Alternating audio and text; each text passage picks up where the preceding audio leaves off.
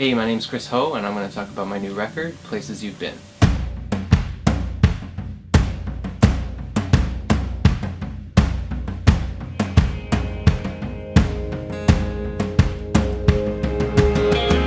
A changing season, a shifting eye.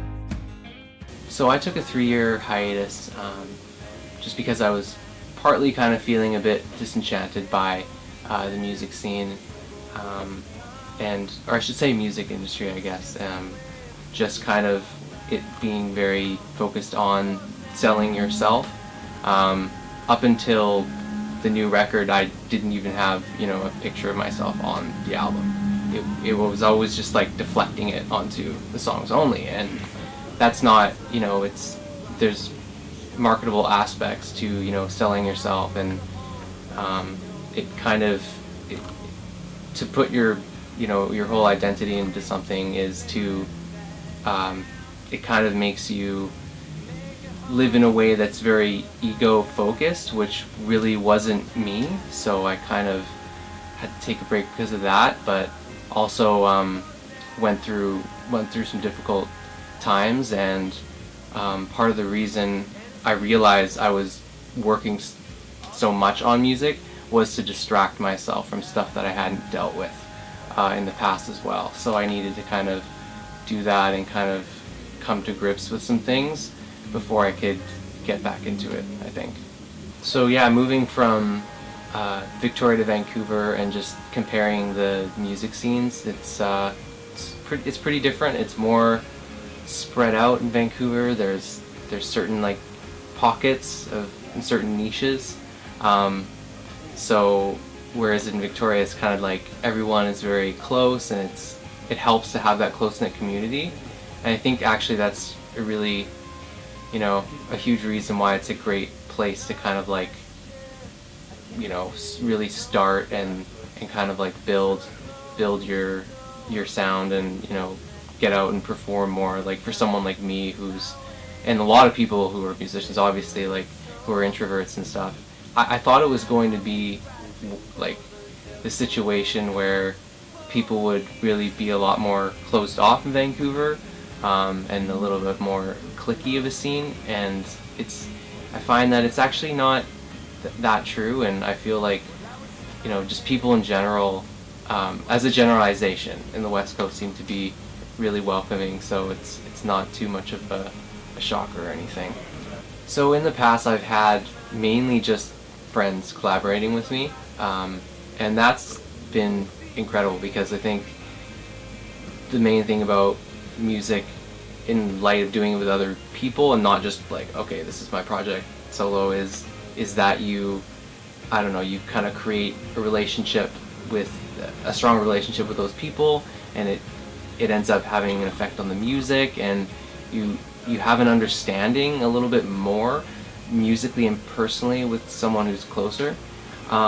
But since moving to Vancouver, I've actually realized that it's just as incredible to have someone just come in, and you're just meeting them for the first time, and you just kind of talk things through with them briefly, and they just kind of do their thing. There's something really spontaneous and amazing about that as well, which I'm really excited about for this new record. So the reason why I named the record Places You've Been is I like how general it can be. I like that it actually means a lot of different things to other people, and the way that I approach songwriting is very much from that approach. It's kind of like it is personal, yes, but I don't put songs on a record unless I feel like it's a little bit more universal than just what I was particularly writing about. So the title is kind of supposed to be like that, but at the same time, to me, Places You've Been is not. It's more about going back to old patterns of thinking that don't really serve you anymore. Whether it's dwelling on things and instead of letting things go, or being super critical of yourself, and then just kind of coming to a realization that my mind is going down this path like over and over, and you know, that's where I was, and that's not where I am now, and reminding yourself of that. So the title is actually kind of a reminder to myself to just, yeah, to let go. As far as themes go, I don't know if there's any particular theme. I think for this record it was more about capturing a moment, or, you know, a place that I was at in my life, and it kind of in some sense is about the hiatus. I mean, first and last song both kind of touch on it, and the first one is kind of starting out, you know, saying, you know, that I'm, you know, I'm kind of lost, and it's just that moment where you're just like, I just need to take a step back and just hermit away and not see anyone right now. You know, we all need to take days like that, and for some people it's like it lasts longer than a day.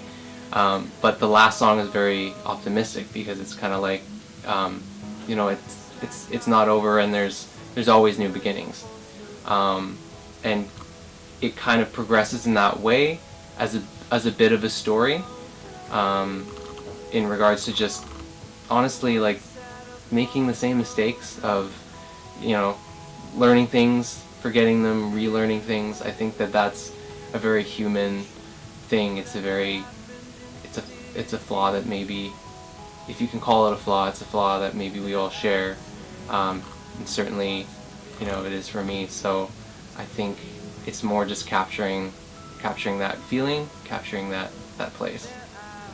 Stylistically, the new record is actually quite a bit different than my previous one. I took kind of the approach of less is more, and I think the reason why is because when I wrote these songs and just playing them, they seemed like the kind of songs where they could be a standalone thing. You know, you could just have, you know, a guitar and then vocals and some harmonies, and then that's the song. You know, but you could also play it with a full band too.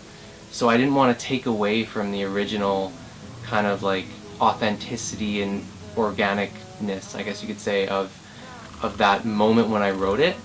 I thought that would kind of give it a different feel. So it's actually really, it's pretty bare bones, especially in some tracks. I mean, it'll be, you know, piano, acoustic guitar, vocals, backup vocals.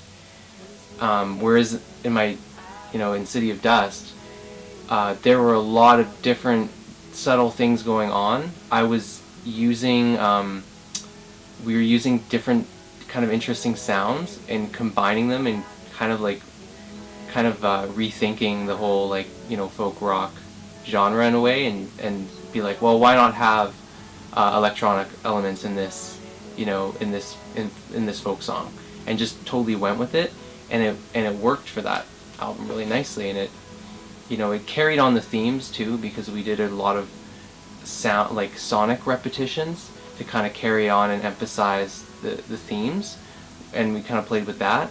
But for this new record, I'm kind of hoping that the lyrics themselves and the feelings of the songs will carry it enough.